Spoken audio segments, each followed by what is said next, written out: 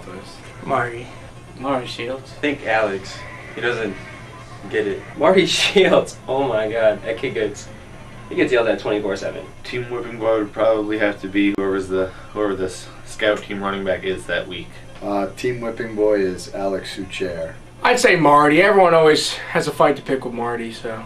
Daryl. Daryl. I'm gonna have to say that would be me. Alex Sucher. Marty Shields. My personal whipping boy would have to be Alex Sucher. Alex Sucher. It's probably Marty Shields, just because everyone always busts on him, but my personal is Brent, because I trying to motivate him to do better. And You know, Daryl gets abused a lot for basically anything he does. Marty Shields. I'd have to say it's Alex Sucher.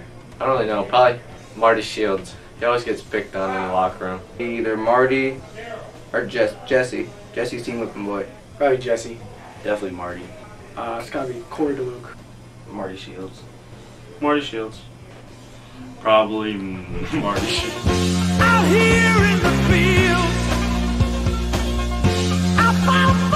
When we first started winning in the beginning, I think that kind of just started off for a good season. I think where we realized that, we're doing pretty good was our loss against Able Park, When we lost to Averill Park. I would say after the first game, coming back. After Averill Park game. I would say after Averill Park, after the loss, everyone realized that they had to step up. And I'm gonna say when we put a spanking on Albany Academy. Definitely after we beat Academy, we showed that we could play with the elite teams after everybody said our schedule was soft. Week 1, 21-20 over Cobleskill. It's nice to learn how to win. probably the loss of Averill Park. And our game against Averill Park, we had a real wake-up call, and we realized that we had potential to go places and do stuff. First game against Cobleskill. Well, I think it was after Averill Park because everybody was saying we were going to get crushed by them. When we came back against Hudson. I think the second half of the first Cobleskill game when they pulled it out. Probably Averill Park. I think turning point was when we beat Albany Academy. Really, we thought about that, about ourselves in the off season, but definitely when we beat Hudson during homecoming week, that Had to be at doubles.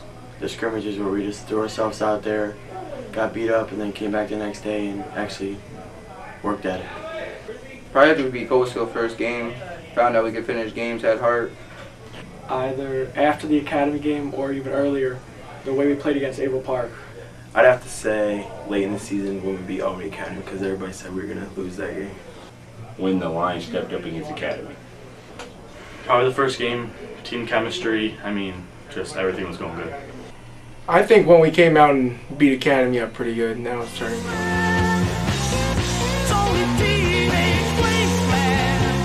Dylan Kyer. I'd probably be saying Connor. Dylan Kyer. Smartest. Connor Ziel.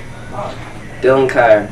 That kid, 95 or above in every class. Connor Zioli. He has to tell everybody the plays and get around like that. He knows all the plays. Smarts, Connor Zioli.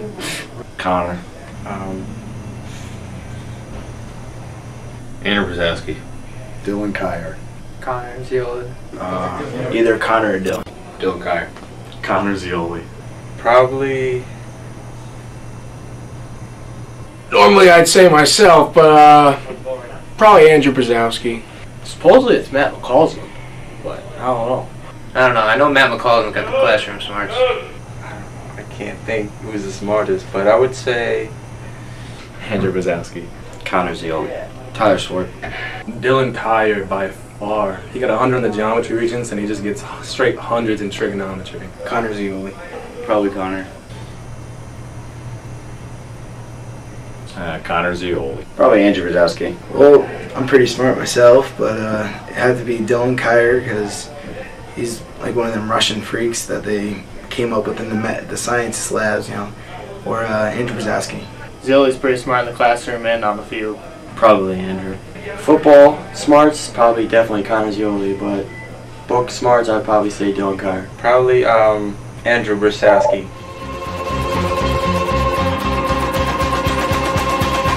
Probably Corey Watts. Definitely Corey. Corey Watts. they look at Corey Watts or Cameron or Daryl. Daryl for me.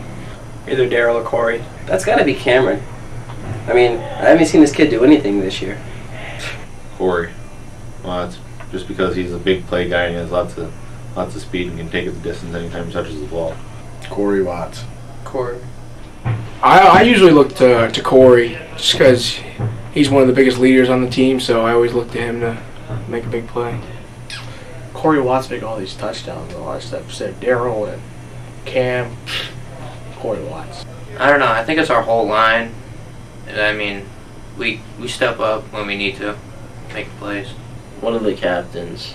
Well, there's a couple. I would say Corey and Daryl. Probably Corey. Cameron. Greco. You got to look at Corey. Probably Corey. Devin Clark, a lot of times. You know, I think we're all big playmakers, so we all kind of lean on each other. Corey. Well, probably Corey Watts. Personally, I look to Daryl Ford. I think he can be a playmaker when he wants to at fullback, get those hard third downs. Probably either me or Tyler. We definitely look at Corey Watts. He's definitely the playmaker. Well, coaches usually look to Corey, but sometimes I think I can do it too.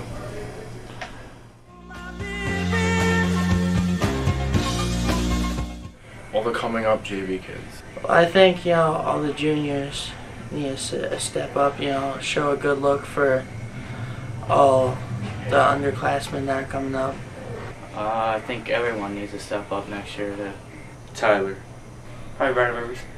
I think some of the second string linemen could really work on technique more, and pretty much everybody who was on second string this year should really step up and start next year.